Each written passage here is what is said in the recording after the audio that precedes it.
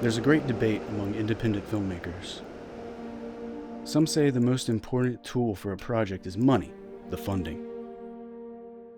Some say the resources, the best equipment, the best cameras, the newest technology, the best systems. Others say it's a professional team of close family and friends. A great team is what it takes to be successful, to make the best project you guys can muster. I say it's all of the above. But that doesn't have to be the end of the discussion. It may not be right. I mean, there are countless examples of people who have made beautifully successful projects, and they didn't have any money. They didn't have the best camera. All they had was a team. This debate isn't really open discussion, and often only is perceptible if you watch and listen close to your family and friends who make or aspire to make films.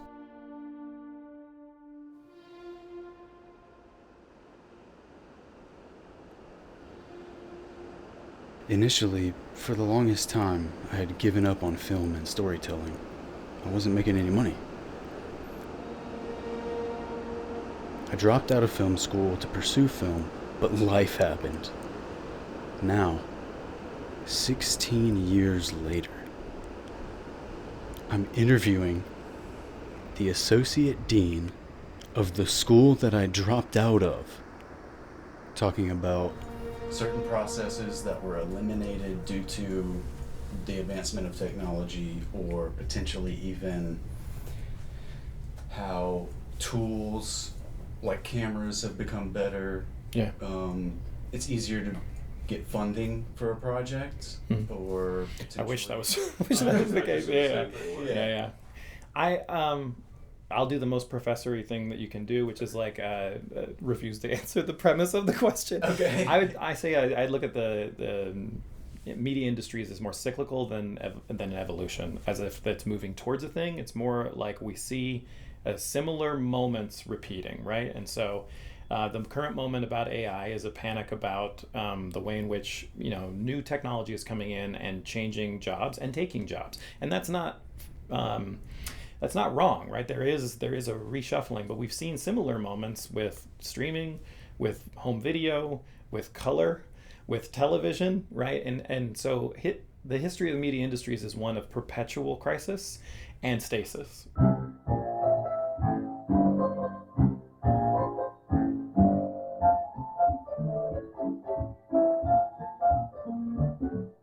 And the ways in which we figure out how to incorporate new technology and create new jobs for that technology. Now, the people who suffer the most in each of these technological moments are those on the bottom of the sort of pay scale, the below the line work, right? And the ways we get into the industry change depending on what's happening at those different moments.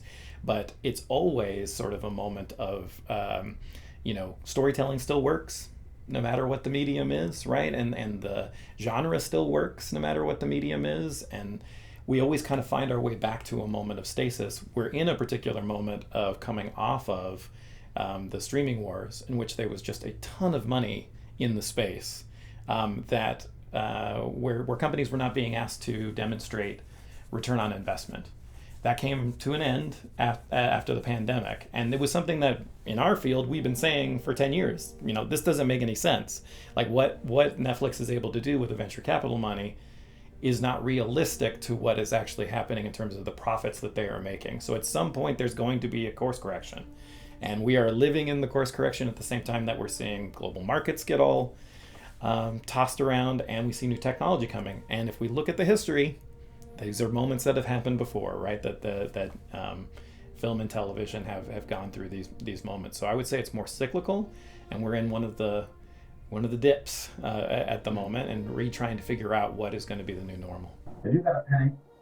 Penny? What do you want with a penny? I'm going to give you a present. It's a sharp gift. See. I'll have to look. One of the biggest changes in the history of filmmaking is in the introduction of sound. Yeah, sound When too. they introduced sound, before that, they could be filming 10 scenes at the same time. Yeah. Would you say that it's easier now than ever before to make money in the film industry? Whether it be content creation, whatever? Yeah, because Like I said before, you don't have to have the greatest camera. You can just use a phone. You know what I'm saying? You got social media, you can upload, and it's easy to get monetized on social media. So yeah, there's definitely ways to go out and create content. Some say content creation isn't filmmaking. Others say they're related. Either way, you're right. Filmmakers and content creators express the same thoughts and emotions, the same phone calls, the same conversations are had, the same phrases are used. Camera 1 is officially rolling. It's for you, sir. You got some tape. The same deliberations, the same debates. Sound? Appreciate it. I'm sorry. This just one camera? Wait, no. You can keep rolling now. The action is on you. Okay. When we say action, you start. It's your line when I say action. So we start murder. You'll find it. Sherrod, check shadows in the wall. You say action. Are you counting this way? Watch your chorus, Sherrod. Okay. Oh shit. My nigga. I just lit my pants. Audio still rolling, ready? Brilliant though. I loved it. I started again with complete uncertainty and a GoPro. With no script, no real plan. All right. We're rolling. And without much help.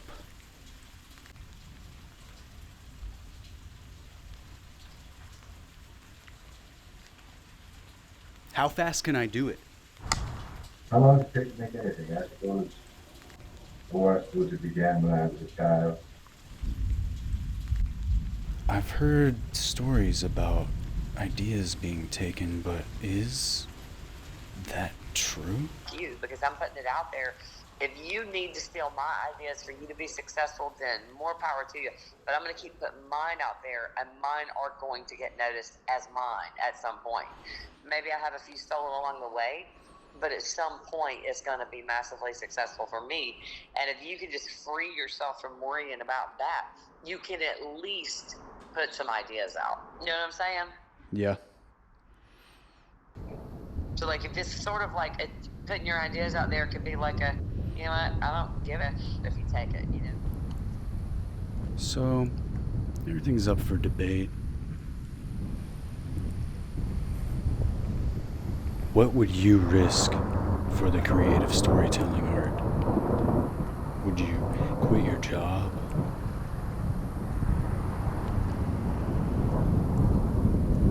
For the stuntman, filmmaking is risky business.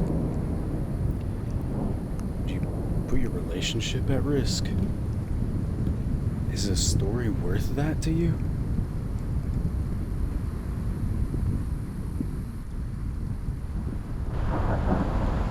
National Geographic photographers risk sometimes their life for one image, one picture. It's not recommended for the uncommitted. You have to be committed. You have to potentially risk your relationships, your family, possibly friendships.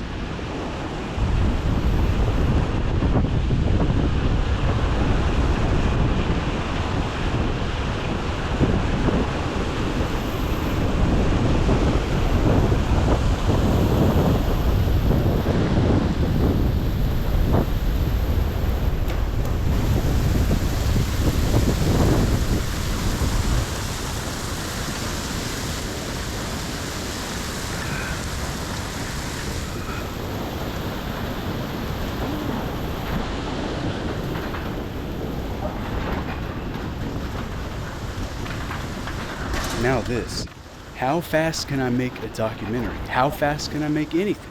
What am I even doing? I'm gonna find out. Either the hard way or the good way. How hard is it to make a movie?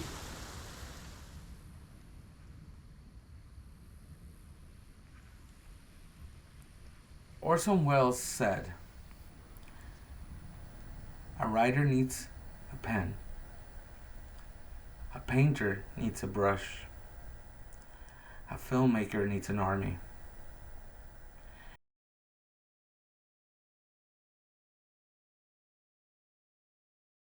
I like that it's conversational. Do you guys know what Meisner is? The Meisner technique of in any conversation. You know how sometimes there's a repetition of something. Meisner is repeating just the same thing. Excellent. I always when I think of sound, the first thing for some reason I get a visual of a clapboard. Yeah, I have a. It begins, right? Yeah, where it all begins. I have a slate. I have a Betzo slate, which is a time code slate with the big numbers on it and everything. Yeah. And it's one of my favorite devices. That one slate has gotten me more jobs than all my gear put together. Has the digital on it? Mm-hmm. It has the time. What's fancy about it is that it has the numbers being displayed, and then when you click it, it shows you the date and it shows you.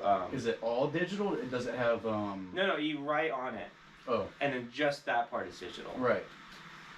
Huh. I don't like the full. There's a one digital slate that came out recently where it's all digital. It's kind of the same. It's the same company that makes the what's that? What's that reading one? Take a look. It's in a book. A reading rainbow.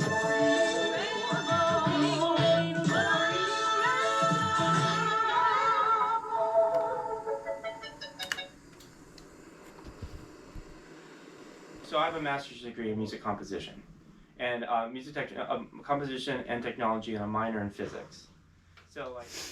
Fascinating. Let's go back to Dr. Wei-Ping Yu.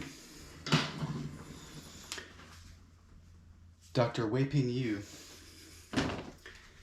responded to Terrence Howard in a podcast. Take a look at this. It's fascinating. Made electron model wrong. This is electron is elementary particles. In physics, is found that elementary particle cannot be subdivided, do not have another detailed structure or something. And we get if. He's describing that. So with quantum mechanics, applying to film, look, quantum mechanics is the mathematical and scientific description of the entire universe, from the microscopic to the macroscopic. Let's say everything inside this circle is the universe. I had to refill the memory card. Filmmaking is everything inside this circle. Filmmaking is inside the universe. So, according to quantum mechanics, just following the logic here, quantum mechanics is describing all of this, and it's also describing filmmaking. So you really do have to understand the entire universe if you're going to be creating a universe. Composition and technology, and a minor in physics. So like I wanted to do something different with music. I wanted to be avant-garde. I want to go down to like the art side of music. But that doesn't pay. So what I did was I got a job at ESPN Plus as a sound mixer for, I did like a 2,000 to 1,000 like sports events.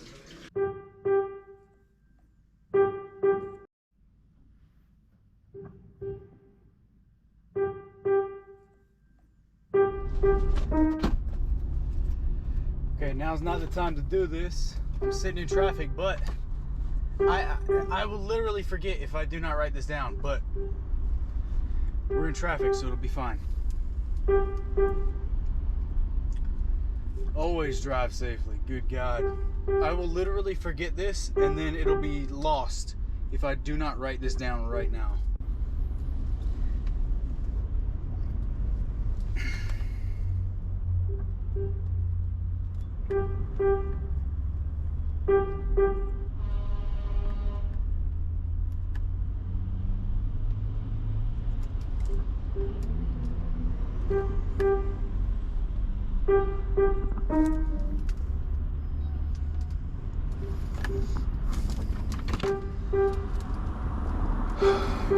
somehow, suddenly, all of my problems have disappeared.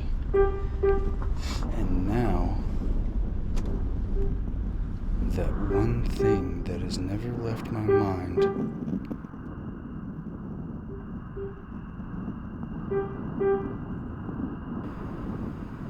I can finally do something about it.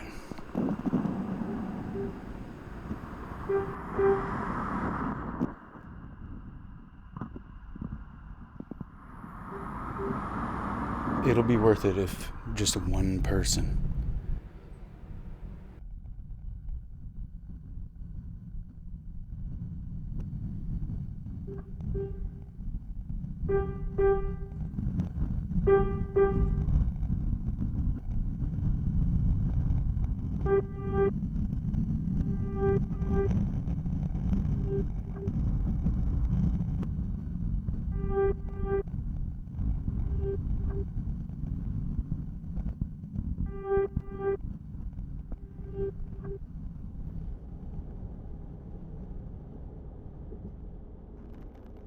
Man, I have ADHD for real. You need to drive safely, man. Well, wait. How does this even relate to filmmaking? Well, okay, so everyone drives, so indirectly driving to and from set, it relates. I mean, it's not unrelated. Plus, the connection that I've been thinking about is directly related. Oh my God. Coordinated interstate pileup scenes for a film are safer than just regular interstate travel. Statistically, at least, that is true. Please drive safely, people. Don't rush. Slow way down. Way down.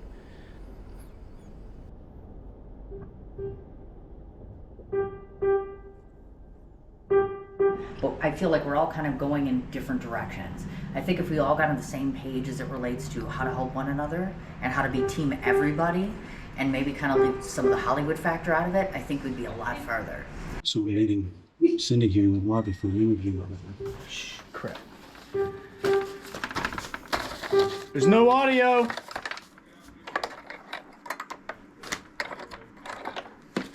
This hotel. Whoever the noise sound is the most difficult part for you to fake it because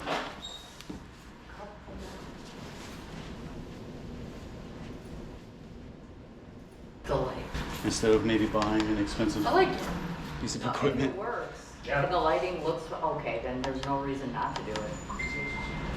There's your lighting. Yeah.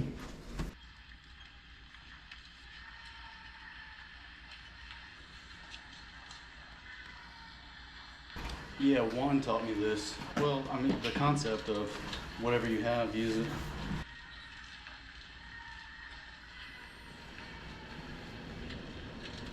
But he did confirm with you, right? Yes. Okay. Just stay still. I hope so. Well, I hope so too. Did you give him an address of where we're located? Yeah, I did. Okay.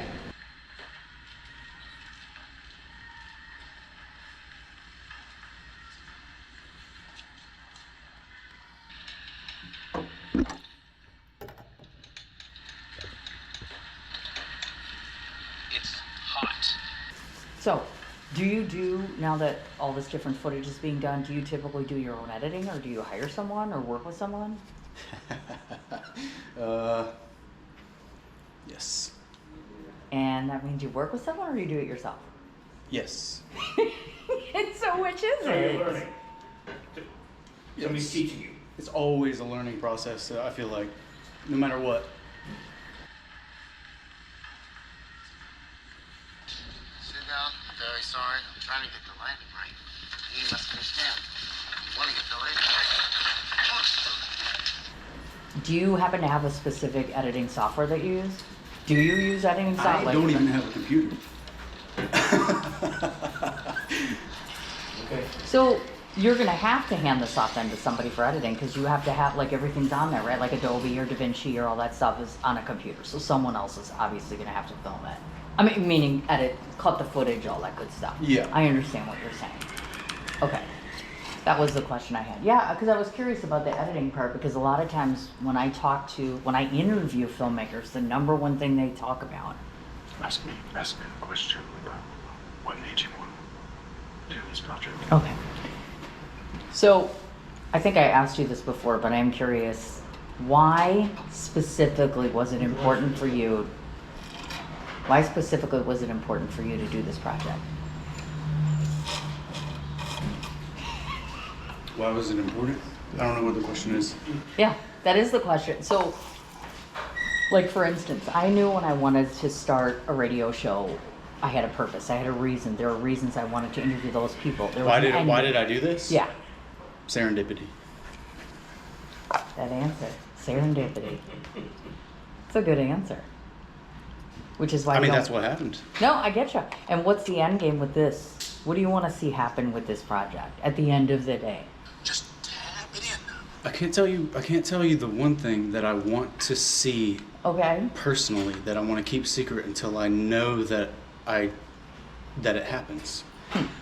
But one thing that I can tell you is I want to somehow change traffic patterns. Department of Transportation. I've been there over. Traffic patterns. Yes. What do you do at the DOT? I study traffic patterns. You hit the brakes for a second, just tap them on the freeway. You can literally track the ripple effect of that action across a 200-mile stretch of road. Because traffic has a memory. It's amazing. It's like a living organism. Freshen that up for you. Was it vodka martini? Yeah. Ladies.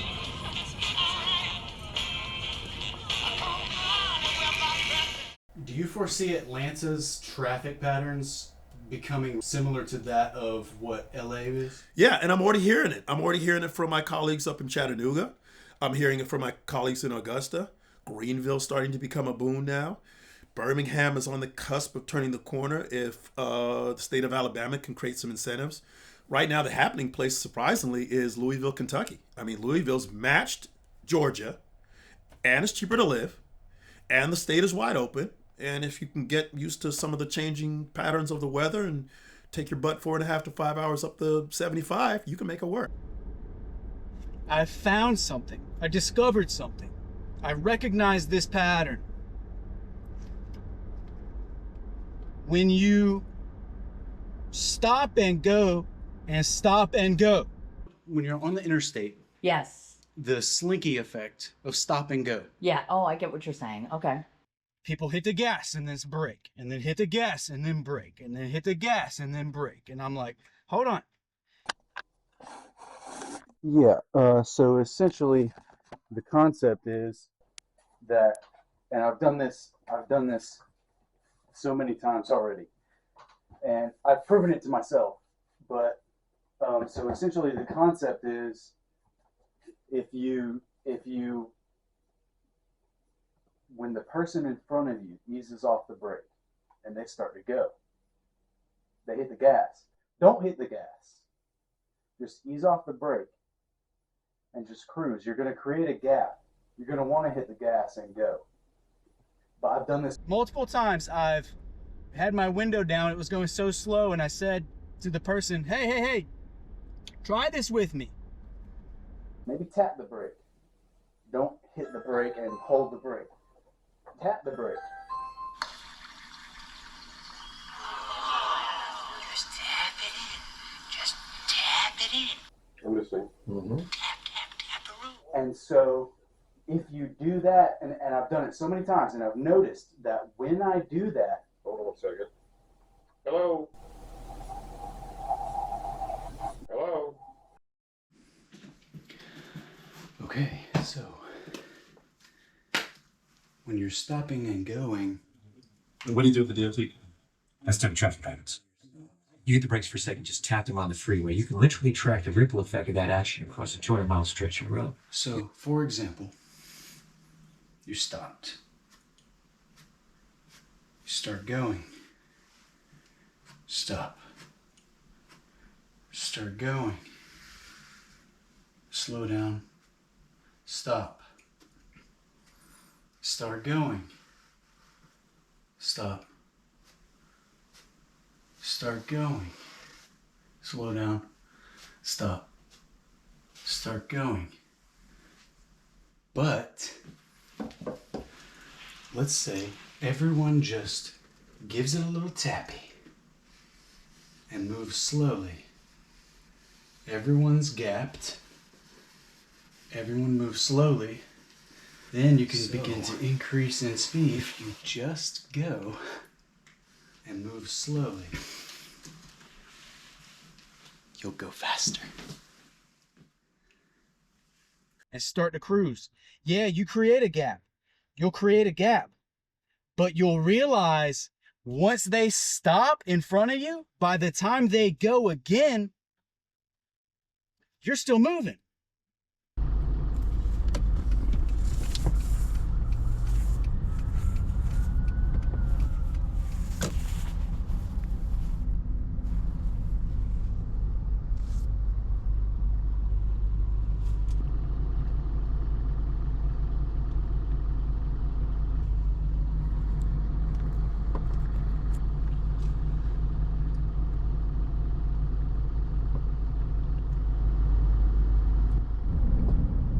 My actual goal here is impossible to achieve alone. I cannot do this alone. I need your help. I need your participation. There's something intrinsic that I can see here. There's something about the way we drive that is wrong. I just passed a garbage truck, and everyone was going around, speeding around the garbage truck. And the guy that was picking up the garbage and returning the bins to people's homes could not get back onto the truck because cars were just speedily going around, and as a result of that, they were causing additional traffic to accumulate. If they were to have just waited, they would have gone faster. Okay, now check this out. Got the GoPro strapped to my head. Notice the large gap in front of me, and the person's riding their brakes. I'm tapping. Just giving it a little tappy. And notice, now I have to stop. So look what's going on. If I were to have hit the gas, I would have had to have stopped early. Now I'm gonna do it again, watch. I'm creating a gap, and I'm just tapping. Uh-oh, look. Now they're going again, but I'm still not going to hit the gas. I'm just gonna roll, and the gap's gonna get bigger. See what I'm doing? I'm eliminating the slinky. Now watch. I'm tapping as they're braking. I'm just tapping. The gap's getting bigger. I'm still rolling. Now watch. The slinky is gonna catch up to me. Okay. Let me go backwards in time. Last night, I was driving. Okay, I start recording just as I begin to do the tapping the brake. Now, okay, let's go back a little bit. Now, I'm gonna go forward in time. The cars are passing me. The cars in the right lane brake. Now I'm going. Now I'm braking. Now the cars to my right are going forward.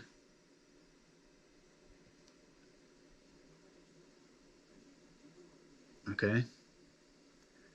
Right here I start, see, I made the mistake of starting recording right when I started the technique of leaving a big gap in front of me and then just tapping on the brake and not accelerating.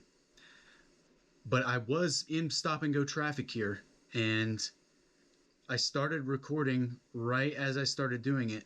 Now watch. People are going to start passing me because I'm going a little bit slower, but I'm maintaining the gap. Now watch this truck.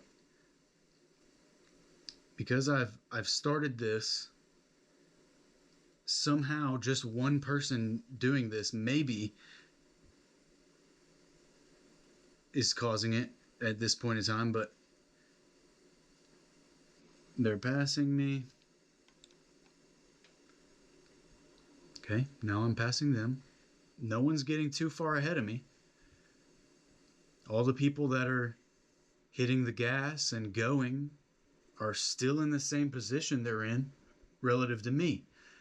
I'm literally doing nothing except for occasionally just tapping, just glancing the brake if I'm going downhill, and just maintaining a slight pressure on the gas if I'm going uphill. You'll see this truck never gets too far ahead of me. And up here, look, I'm following this semi-truck that's right here. I'm passing him now. I'm staying right where this truck is, this 18-wheeler. I'm maintaining a large gap. See this guy right here? He just hit the accelerator. And he just brakes right there. He hit the accelerator, got excited, and then he braked. Now look, watch. Right here, see where they were braking? I didn't even have to brake because I was just cruising. I didn't hit the gas. If everybody does this, I'm telling you, if everybody just releases the brake and just briefly for 2 or 3 minutes just tap the brake and try to drive intelligently. Look, this guy's changing lanes. But the point of this traffic, look, the whole cause of this traffic, I didn't even realize, was everybody has to change lanes. So don't change lanes because you cannot perceive what's ahead on the highway. Everyone who changed into my lane before, when I started the clip, now has to stop and change back into the lane they were in. I'll try this. Sure. If enough people do it, maybe it will save people time in traffic. Don't worry about it. You're still in good shape. All you gotta do is just tap it in. Just tap it in. Hey, just tap it in. I'm good. No matter how many times you save the world, it always manages to get back in jeopardy again. I mean, sometimes I just want it to stay saved, for a little bit. I feel like the maid. I just cleaned up this mess. Keep it clean for 10 minutes. Hollywood's dead. You can conjure spirits from the past and the future. I don't think I could do this, but if you were somewhat willing to buy more into the delusions of grandeur of all of it, you could view yourself as the person who single-handedly saves the world, and that allure is real, and very frustrating, I think, to a lot of people who are then put in a position where, like, they have to choose between, do I take the swing that will maybe save Hollywood, or do I not get fired? And often they choose not get fired. Yeah. The magic of Hollywood, I think, is one movie, one weekend can change the entire outlook of the entire industry. You know, Like the Barbie movie. Well, honestly, and that changed the whole show. Like, the show was much more bleak as we were writing it initially, and then the Barbie Oppenheimer thing happened, and we were like, everything's different. Literally, like, on Friday it was impossible, and on Monday it was possible. And that is, I think, also, like, what's so frustrating about Hollywood and what is alluring about these delusions of grandeur, especially if you run a movie studio, is that you think you might be the person to course correct all of the world.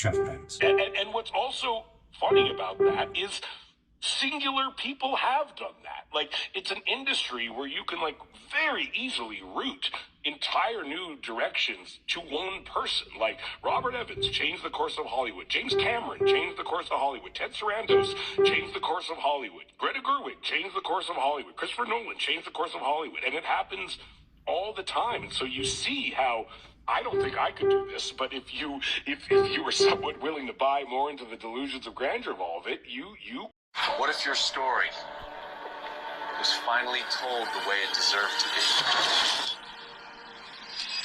In a world full of noise, being seen is power.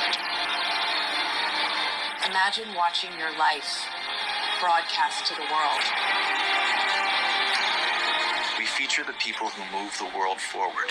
Today, not just the ones with followers. No filters, no scripts, just your truth. Spotlight used to belong to the few. Not anymore. What if your story was next? Tell the world about your legacy, your business, and your impact on the Big Bay. Apply now.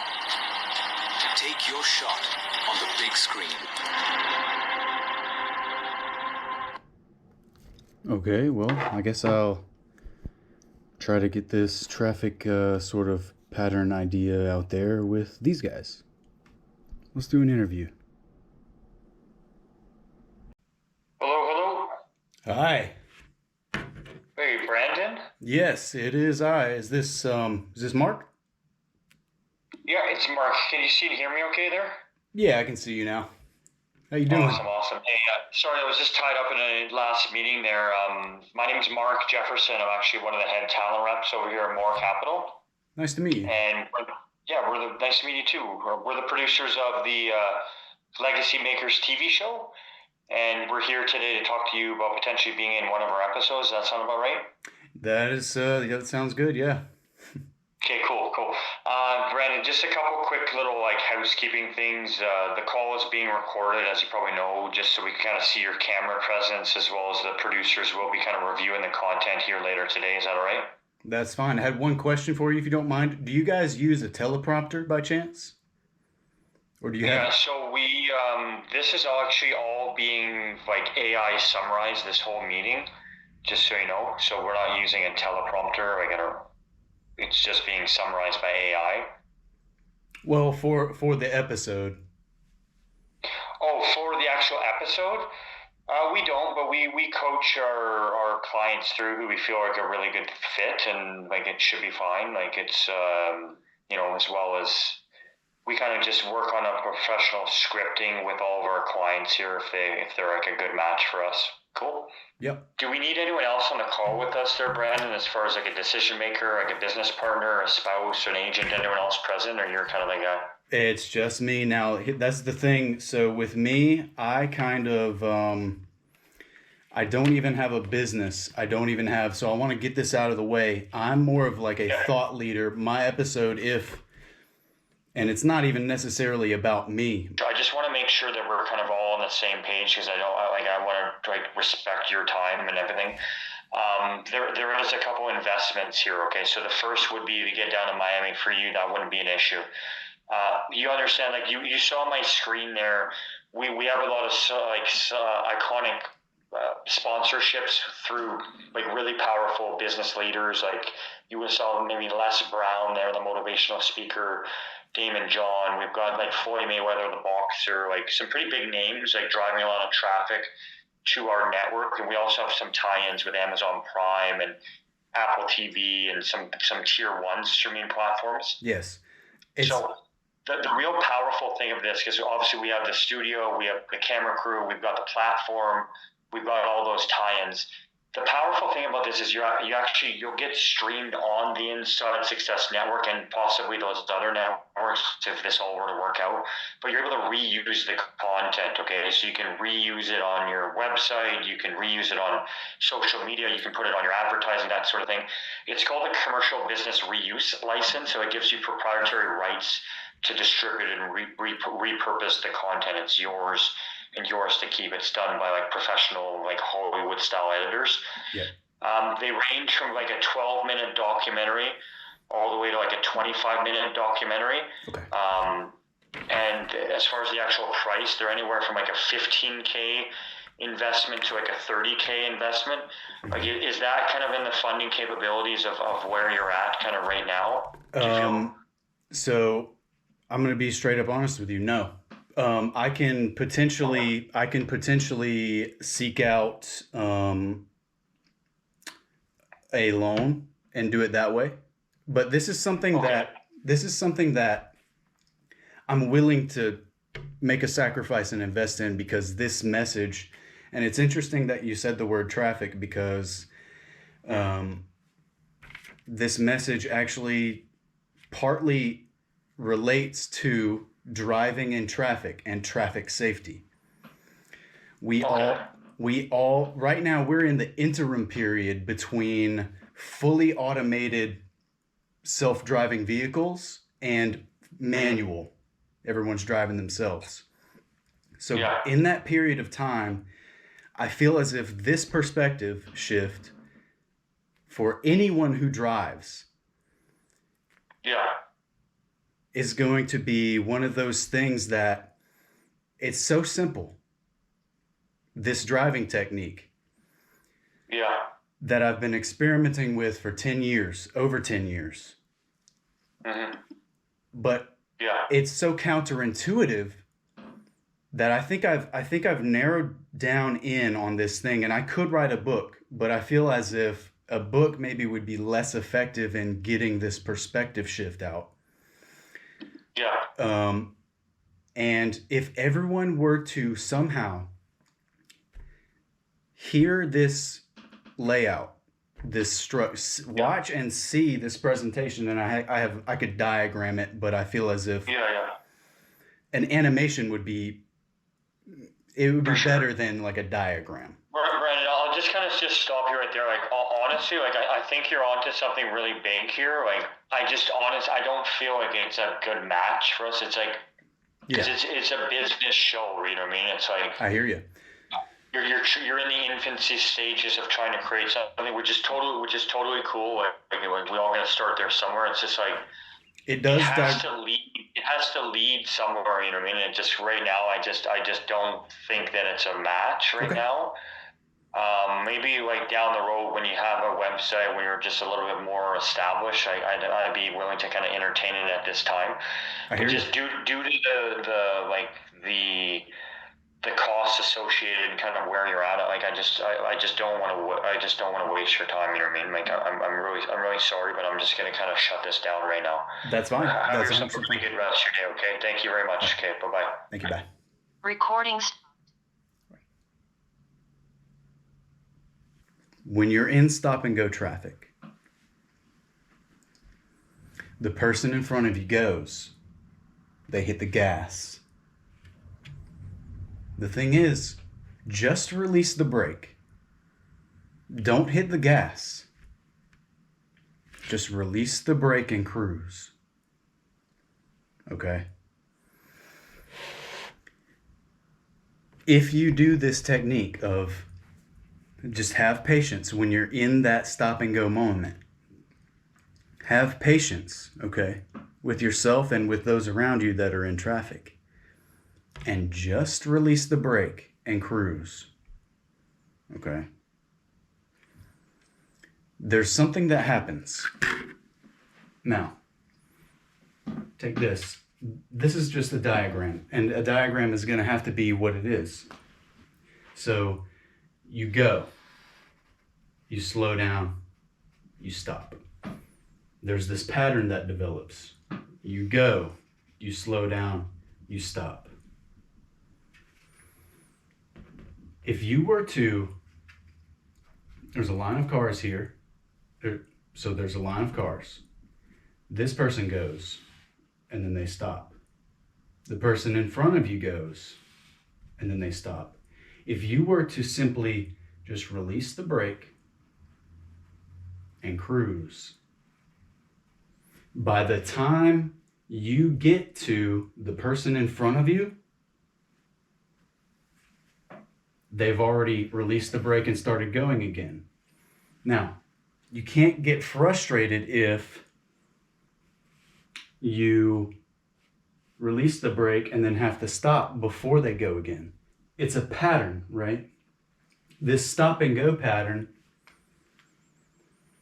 continues. If enough people simply release the brake and cruise, don't hit the gas, eventually those around you will be going at your pace. And then everyone can increase in speed and go and eliminate that stop and go traffic. This one driving technique of just of not getting frustrated and being patient, not only will it potentially increase your speed and therefore increase the time in which it takes you, or decrease the time in which it takes you to get to your destination, but it imbues in your mind intelligently driving. It takes you out of the frustration of stop and go. It makes you aware of those around you, okay? This one thing, if enough people just release the brake and go and cruise, not only will that get you to your destination faster by, here's the thing, check this out.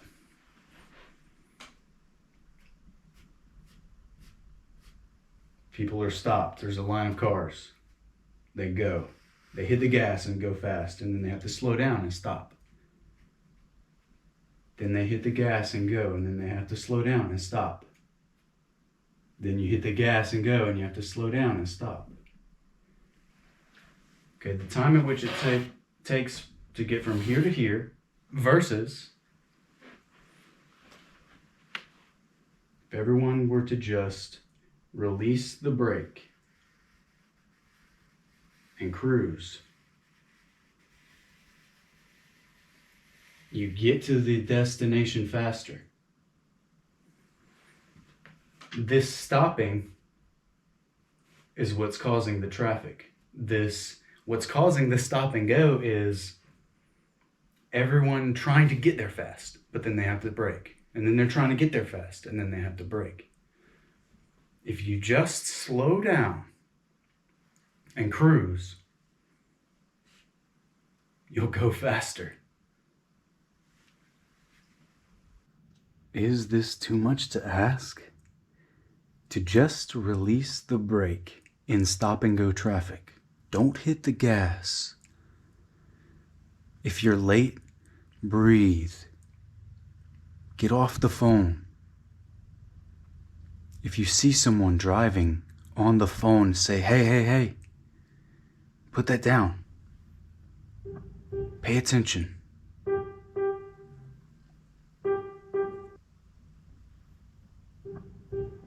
Is it so unbelievable for you?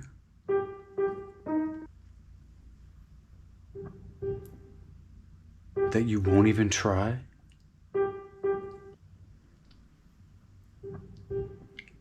Is it so unbelievable for you that you won't even try? Maybe, just maybe, if you and everyone you know tries to just release the brake while in stop and go traffic, will that cause you to get there faster? Try it. Don't be critical. Just try it.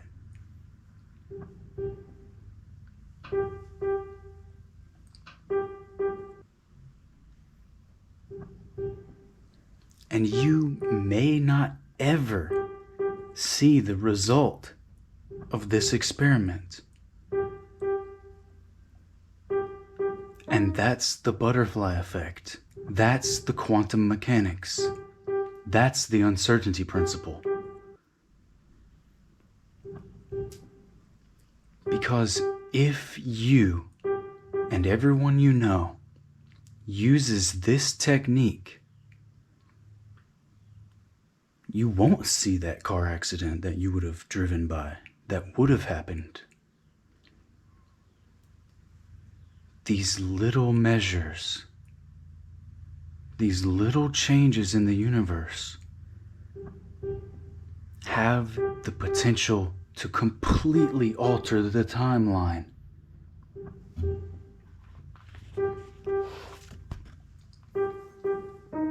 If the world were watching, what would you do?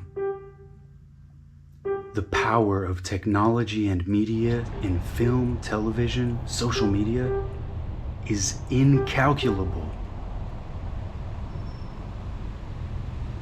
Complete revolutions in thought and social dynamics are one touch of the finger away, one idea, one story, one presentation, one perspective. In today's media, one click away can literally change the world. We think of traffic jams as inconvenient annoyances, but also as unavoidable consequences of shifting population. But what if, aside from engineering entirely new automated vehicles using software systems to better guide and control the flow of traffic, what if, together, there was a driving technique that, if used, could reduce, control, and stop the stop-and-go traffic jams? This one idea may just save countless lives in this interim period between manually driven transportation and fully autonomous transportation.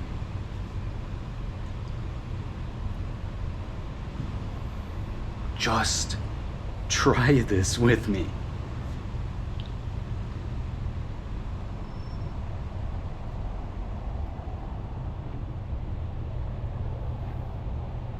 You'll never know if you stopped the stop-and-go traffic unless you and everyone tries it. You'll never know if you saved that car accident from occurring because it won't have occurred.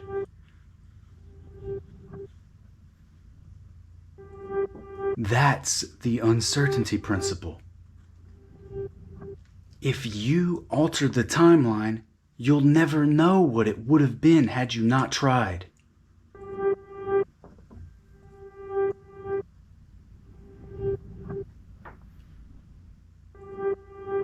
Is that too much of an ask? To just cruise. Right now. Make a decision right now to remember. Just try to release the brake and don't hit the gas and just cruise. Put the phone down.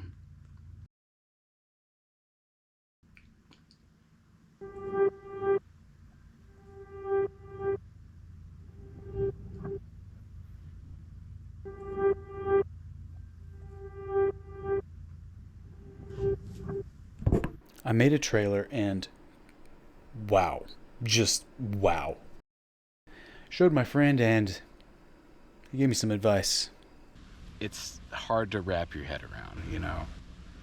It's a lot. You gotta have highs and lows. Yeah. To hook people. Right. Like this chicken. Those hooks, man. There's a great debate among independent filmmakers. I tell people, independent filmmakers shop at B&H. Pro filmmakers shop at Home Depot. But before I address that, let me tell you what I'm doing. I've always wanted to get into film, whether it be writing or camera work or anything.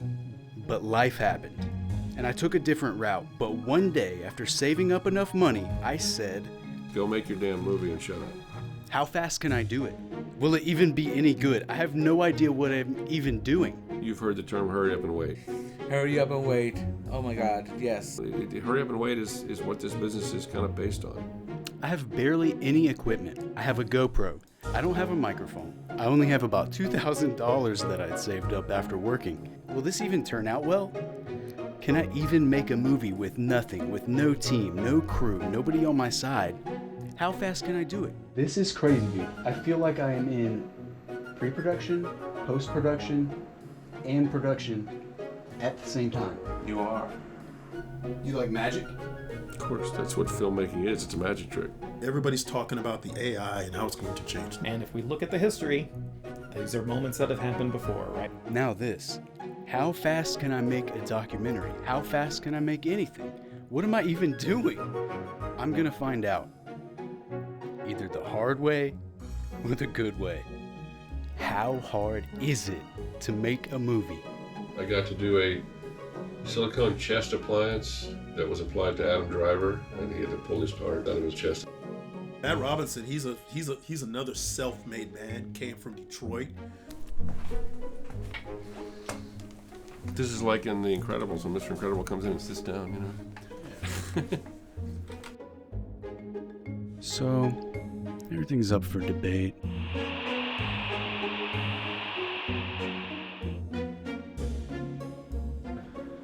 So this is the John Wick documentary trailer. They're making a documentary about how they made John Wick, the struggles they went through. Is the pain worth it? Yeah, it's just a lot of pain. Them having doubts, them not being able to find the money to fund it because they did it independently. We were a tiny little movie. We're shut down. I don't know how you find $6.5 million by Monday. I only have about $2,000 that I'd saved up after working. Will this even turn out well? Can I even make a movie with nothing, with no team, no crew, nobody on my side? Everything about this documentary is so similar to what I'm doing, but on a huge level. This is either genius or the worst thing I've ever made. Will this even turn out well? How fast can I do it? Will it even be any good? I have no idea what I'm even doing. This movie's about vengeance, not John Wick's. Ours. This is fucking terrible. Will this even turn out well? How many more hits can this movie take? I feel like I'm in competition with John Wick right now. You think you're in competition with John Wick?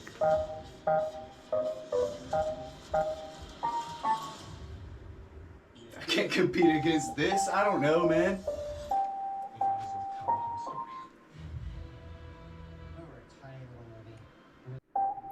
So initially, okay, I was thinking like, how are y'all struggling to make a Keanu Reeves movie? They're struggling, trust me. Today is May the 6th. Quantum mechanics. It's complicated. The uncertainty principle. Okay, let's try this again. Today is May the 6th. The next day. The uncertainty principle.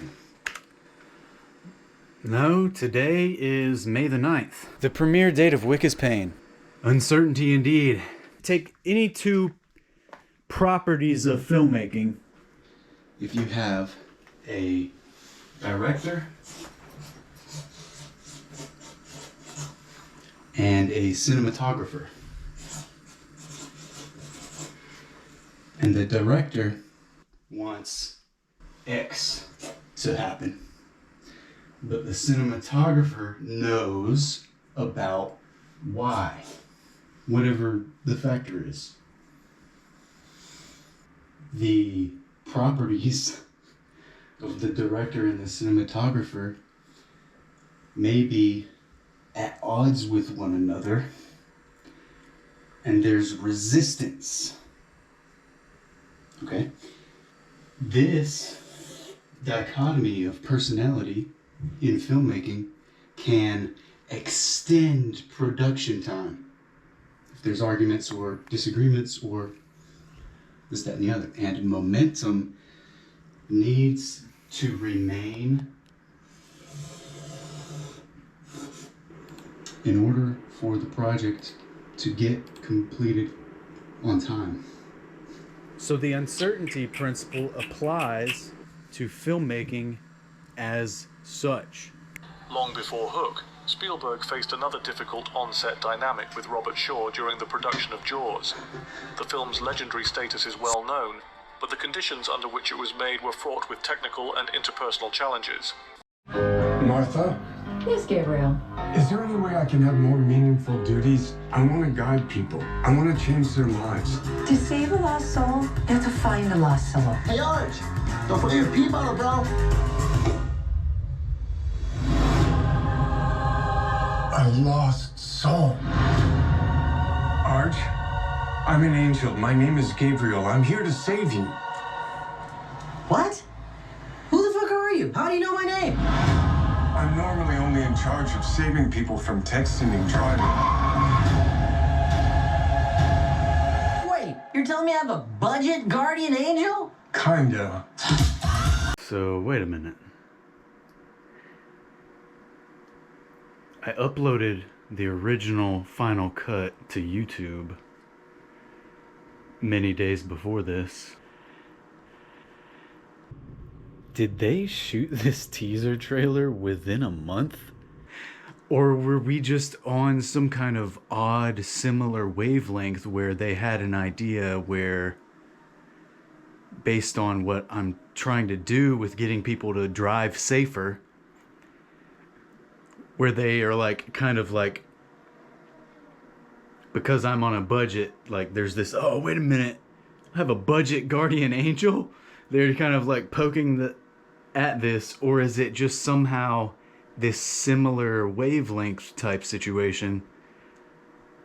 I don't know, but I've had a bunch of similar ideas, so much so that it seems like not a coincidence, but how could that be? Like, how could that happen? So, no, I had a screenplay ripped off by Sony, and I went head-to-head with them, and it was ugly. I mean, it was the darkest moment of my life, or moments, years. But what I would advise people now is, just don't worry about that so much. Even though you want to protect your ideas, you just simply can't. Just create. And that's quite possible, and maybe somebody did, quote unquote, borrow your idea, but ideas can't be copyrighted. Ideas, there's no original ideas. You might have heard that by now. It's kind of a common saying. This is only about 8 stories. Yeah, it might be more, but more or less. But so you can't copyright an idea. The only thing I encourage any filmmaker is just do it. Get started. Don't wait for permission. Don't wait for being ready, because you're never ready. Just get started, finish it, assess it, and go, oh, I can do this better next time.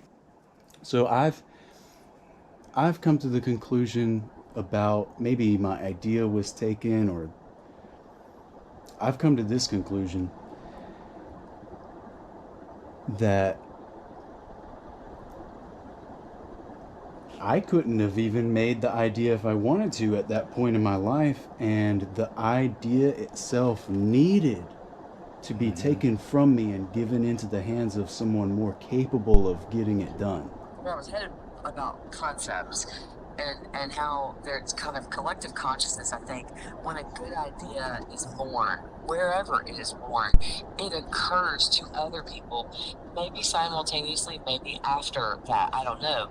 But think about how the Mayans were building pyramid-like structures, while the Egyptians were building pyramids, while there's other places in the world where at that time, that 2000, 3000 BC, they were all building these triangular-shaped, pyramid-shaped structures, and they were the first ones who ever thought of it, but it was happening on 3 different continents simultaneously. Here again, re-editing this to kind of only incorporate the traffic stuff, because I don't even know, like, I'm just kind of like discouraged at this point, because I'm the only person really working on this. I don't really have a team to run anything by. I don't have any money. Kind of just really feel like there's no point of me even doing this, because I mean, literally nobody cares about traffic. Like, nobody cares about, saving a little bit of time. I feel like nobody is even going to want to do this traffic driving technique where you can stop the stop and go. I mean, if enough people actually at least try to experiment with this, then maybe if just one person sees it and does it, then maybe that one person will be the one person that doesn't get in the car accident that they were going to get into. That's the really kind of the goal of this, but I don't have any money to actually present it in a way that people are going to actually want to even watch, because it's so of low quality. I don't know, it's like there's almost no point of even trying if you don't have any money. You literally have to have millions.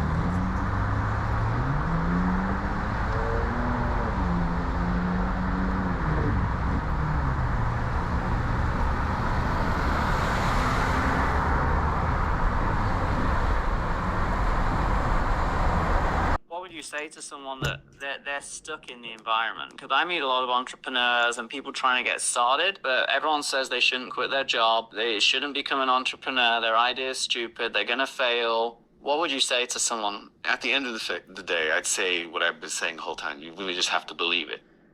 I've experimented with this driving technique for so long that I know for a fact that it stops the stop and go traffic and causes the stop and go traffic to turn into steady moving, barely any stopping and, it's not barely any stopping and going, just by me doing it.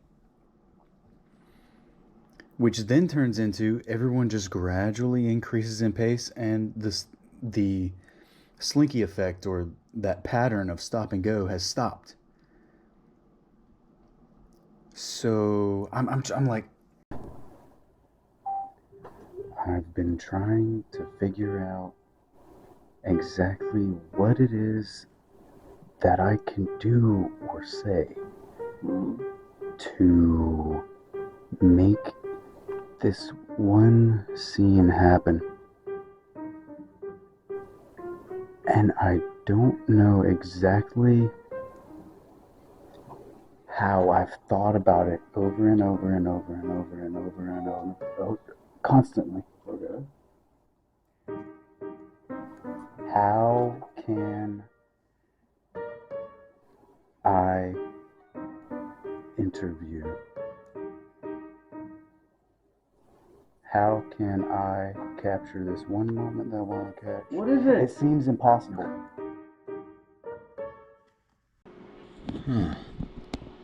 4 hours ago. Monday, May the 12th. No, I'm going to be 63 and that was my dream. I literally was like, I want to do this the rest of my life. Please, I will never take it for granted. It is a privilege, and I know it is, and I feel that way. Thinking about that too, an almost 63-year-old Tom Cruise, one of the standout lines in the movie was, "Our lives are the sum of our choices," right? And when you think about that and you reflect on that, is there a moment in your life that stands out for you that maybe even defines this journey? I think there's moments that define this journey, and there's moments of being willing to, when I was laying there in taps and I was trying to absorb everything. You were in an explosive situation which jeopardized the entire my life, my dreams, that this is who I am. For me, it's stories and cinema. The potential to be able to travel the world and change the world in a big way or small, through a film or even something simple like the way we drive. I study traffic patterns, which could save real lives. And I've discovered, the more you know, the easier it will be for you to make a film. Every time I went through, I said, you know what? When I read it, I just went, this is it.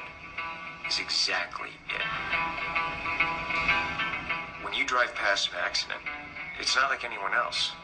As you drive past, you know you have to do something about it, because you know you're the only one that can really help.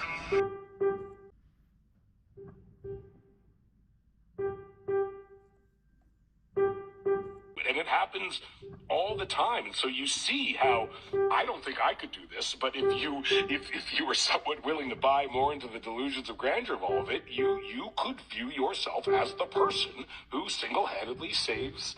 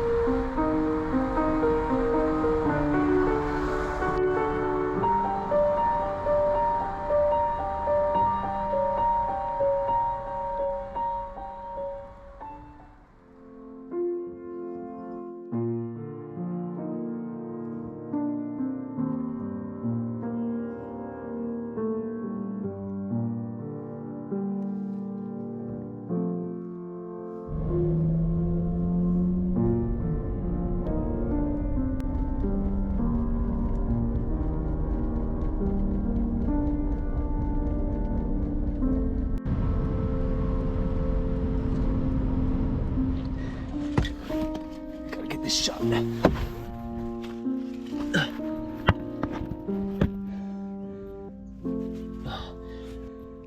Okay.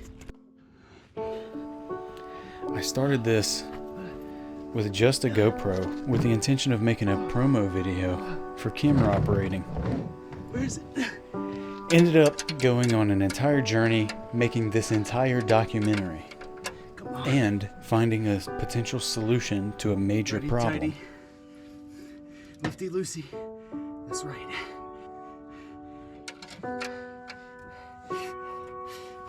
Opposite.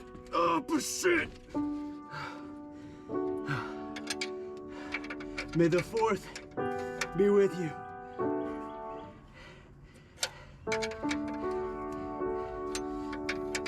May the 4th be with you. Come on. Get off. There we go. From the outside, I know it doesn't seem like this, but this was the hardest thing I have ever done.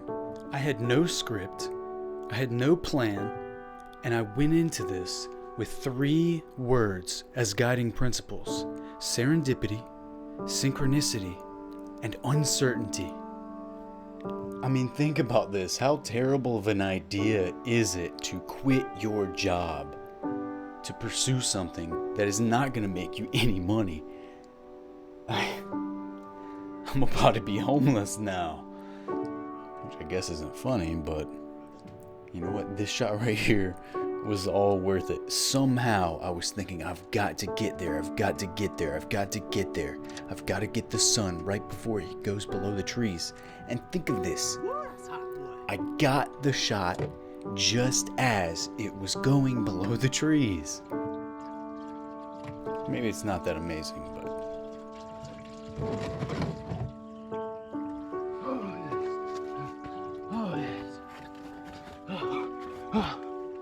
What's it look like? Oh, it's below the trees. It's below the trees. I got it. I got it. I got it. Yes. Without ever speaking a word, I asked the universe for help, and somehow every uncertainty answered. I don't even know if you'll be able to see what happened. A friend who let me use his camera. A friend from Florida who invited us to celebrate a graduation. Serendipity even on the wall in that home. And all the uncertainty, all the technical difficulties, all the oddball jobs I picked up along the way, and despite not having any gas, I would ask. And somehow it would all work out in the end. So much opportunity if you just take a look around and open your eyes to it. that part of the going to the theater experience, walking up to the ticket booth and getting your ticket. Yeah, ticket booths have gone away, and I miss that. Being as that I grew up working in theaters when I was a kid, I really miss the box office. I used to go in and sit down and talk to the box office lady for a long time. That was always fun. No conversations were planned. So many serendipitous moments I couldn't even include half of them if I wanted to. It'd be too long.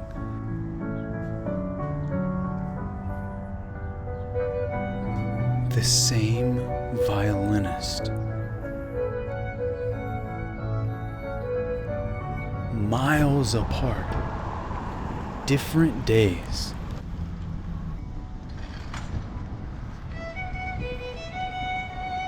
Playing the same song.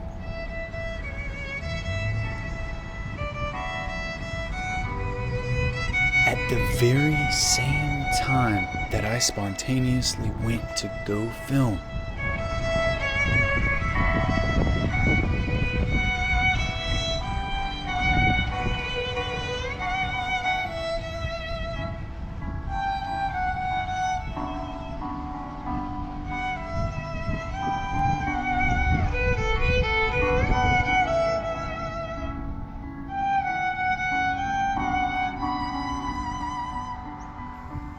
I couldn't have planned any of this if I wanted to.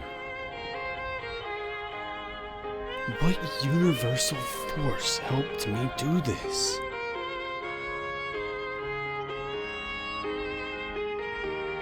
Maybe it's not that amazing, but in my eyes, something magical took place. All of the perfect imperfections, all the serendipities, all the uncertainty, all the synchronicities amounted to, well,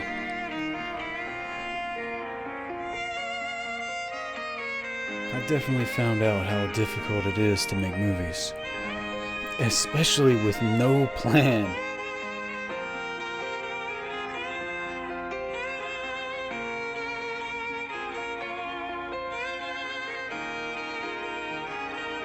Just a vision, just an idea.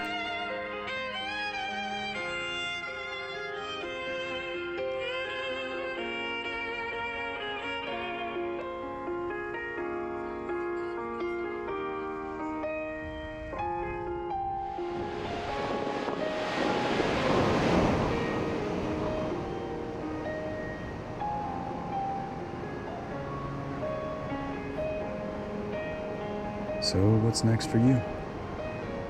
For me? Maybe I'll go into trucking. But whatever the future holds,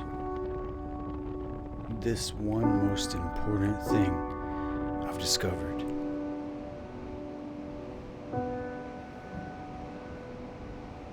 In life, we all have the same story, but a little different.